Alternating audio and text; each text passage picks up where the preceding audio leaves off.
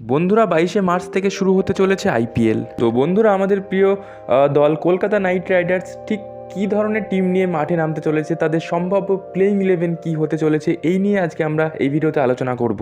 তো বন্ধুরা দেখো, ওপেনিংয়ে কারা আসবেন। ওপেনিংয়ের কথা যদি বলতে হয় সেক্ষেত্রে সুনীল নারিনের কথা ছাড়া কারোর কথা মাথায় আসবে না। কেননা সুনীল নারিন গত বছর যা পারফর্ম করেছেন সেক্ষেত্রে সুনীল নারিন প্রথম ওপেনার ব্যাটসম্যান হতে চলেছেন। তো দ্বিতীয় ওপেনার নিয়ে যদি কথা বলতে হয় তো এখানে একটু প্রবলেম ক্রিয়েট হচ্ছে, কেননা আজিঙ্কে রাহানেকেও আমরা দেখেছি তিনি ওপেন করেছেন, এবং কুইন্টন ডিকক কলকাতার মেন উইকেট কিপার ভরসা যিনি, তিনিও কিন্তু ওপেনিং করে এসেছেন। সুতরাং এই ক্ষেত্রে আমার মনে হয় কি কুইন্টন ডিকক এবং সুনীল নারিন ওপেন করতে চলেছেন। আজিঙ্কে রাহানেকে 2 অথবা 3-এ ব্যাট করতে হতে পারে।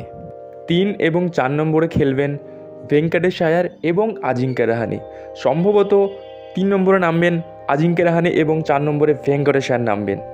এবার আসি ফিনিশার। কলকাতায় কিন্তু দুর্দান্ত ফিনিশার রয়েছেন, যতটা অন্য টিমে কিন্তু এতটা হার্ড হিটিং ফিনিশার নেই। যেখানে আর রিঙ্কু, রমনদীপ, রাসেল, সেখানে বেশি না একটা প্লেয়ারের যদি হাত চটে যায়, রিঙ্কু, রাসেল অথবা রমনদীপ, সেক্ষেত্রে কিন্তু অন্যান্য টিমের ভয়ের কারণ সেটা হয়ে দাঁড়াবে। বন্ধুরা, এবার আসি বোলিং বিভাগে।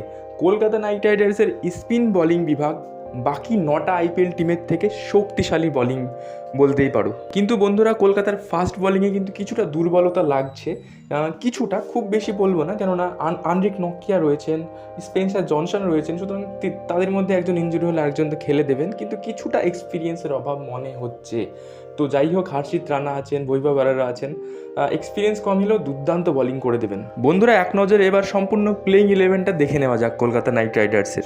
তো দেখো, প্রথমেই আছেন সুনীল নারিন এবং কুইন্টন ডিকক, তারা ওপেন করতে আসবেন। 3 নম্বরে আসবেন আজিঙ্কে রাহানে এবং 4 নম্বরে ভেঙ্কটেশ আয়ার। 5 নম্বরে রিঙ্কু সিং, আন্দ্রে রাসেল, দুরন্ত ফিনিশিং ব্যাটসম্যান। 7 নম্বরে তো রমনদীপ সিং, তার কথা না বললে নাই, কি খেলছেন তিনি।